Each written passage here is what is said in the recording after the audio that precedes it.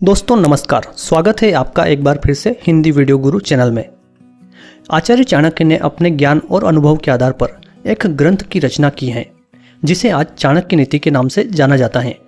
इस ग्रंथ को ज्ञान का महासागर भी कहा जाता है क्योंकि इस ग्रंथ में चाणक्य ने जीवन के विभिन्न पहलुओं के कई राज उजागर किए हैं। चाणक्य नीति में न सिर्फ मनुष्य के गुणों का वर्णन किया गया है बल्कि कई अवगुणों के बारे में भी बताया गया है।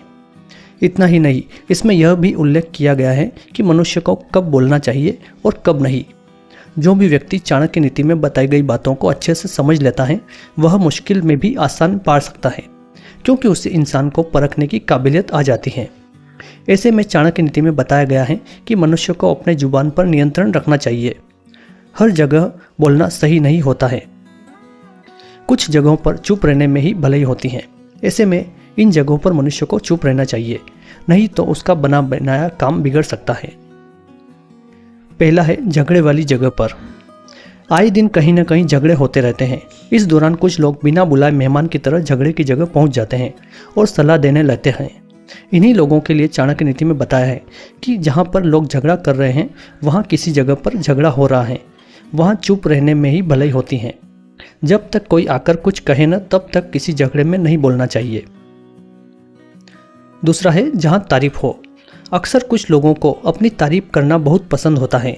ऐसे में चाणक्य नीति में बताया है कि जो लोग इंसान खुद की तारीफ कर रहा हो वहां पर बोलना सही नहीं होता है, वहां पर चुप रहना ही सही होता है। इस जगह अगर आप कुछ बोलते हैं तो आप अपमानित हो सकते हैं। तीसरा है यहाँ शांत रहना ही उचित होता है। एक कहावत है कि अधजल गगरी छलकत जाए, यानी मटका अगर खाली रहता है तो उसमें से पानी छलकता रहता है और जब वह पूरा भरा होता है तो नहीं छलकता है। इसी तरह मनुष्य का भी स्वभाव होता है। आधी अधूरी जानकारी वाला व्यक्ति बहुत उतावला होता है और जिसे ज्ञान होता है वह शांत स्वभाव का होता है। ऐसे ही लोगों के लिए चाणक्य नीति में लिखा गया है कि मनुष्य को आधी जानकारी में चुप ही रहना सही होता है।